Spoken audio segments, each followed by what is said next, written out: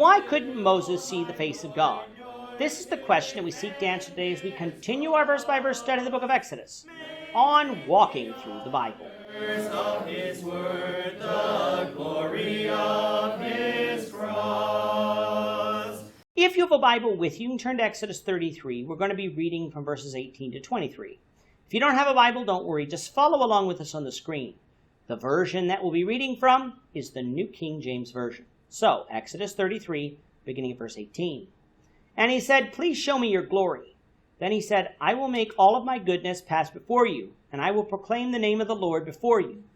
I will be gracious to whom I will be gracious, and I will have compassion on whom I will have compassion." But he said, "You cannot see my face, for no man shall see me and live." And the Lord said, "Here is a place by me, and you shall stand on the rock. So it shall be, while my glory passes by, that I will put you in the cleft of the rock, and will cover you with my hand while I pass by. Then I will take away my hand, and you shall see my back, but my face shall not be seen." In this chapter, we have Moses interceding for Israel with God. At the beginning of the chapter, God said that he would no longer be able to dwell in the midst of Israel.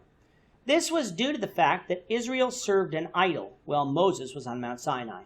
We might think that God was overreacting here, but he wasn't, for he is the only God of this universe and thus the only one deserving of worship.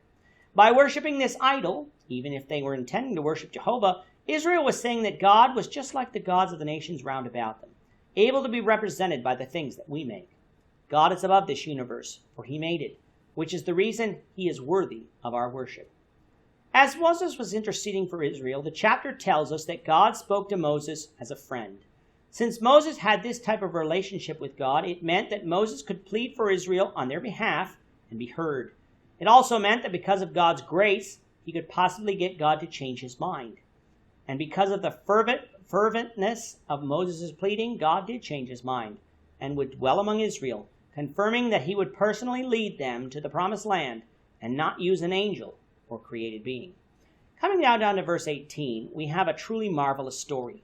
Knowing that God is a righteous God, knowing that God is a God of grace and mercy, and knowing that God is a God of glory, Moses asked to see the glory of God. Up until this time, Moses had been speaking to God directly, but he hadn't seen God. The reason for this will be given in a moment. Now, if you notice, Moses didn't demand that God show him his glory. He requested it. God's response was that he would allow his goodness to pass before Moses, but Moses really didn't understand what he was asking for. God told him that nobody could see the face of God and live.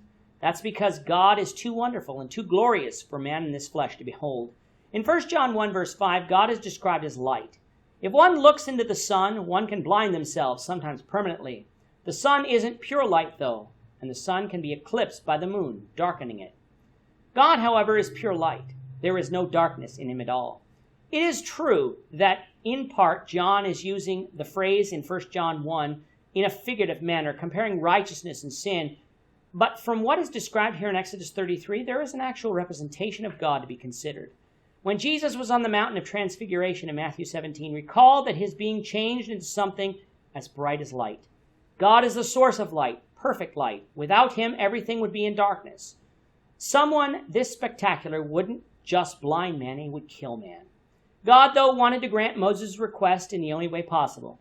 He told Moses to go stand on the rock, which would be Mount Sinai. When God's glory passed by, God would place Moses in the cleft of the rock. The cleft of the rock is one piece of rock that is divided into two peaks, creating a valley between the peaks. This valley allowed someone to be hidden in the cleft of the rock, in this case by the hand of God himself. With Moses hidden in the cleft of the rock, God would pass by, and as God did, God would remove his hand, allowing Moses to see his back, but not his face.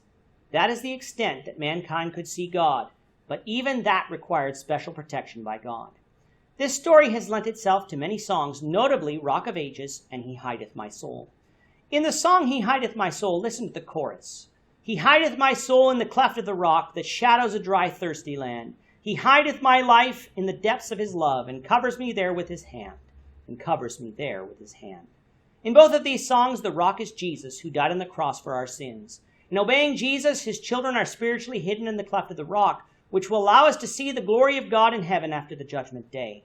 Moses was so blessed that he was allowed to even glimpse at the glory of the back of the Lord, But all those who are faithful will be even more blessed, for we will one day get to see God himself in heaven, because our sins were washed away in the blood of Christ, being hidden in the cleft of the rock by Jesus himself. With that, our time is up for today, Lord willing. We hope you'll join us for tomorrow's discussion of Exodus chapter 34, verses 1 to 9, as we continue our walk through the Bible, one verse at a time. I'm not ashamed. Thank you for watching today's episode.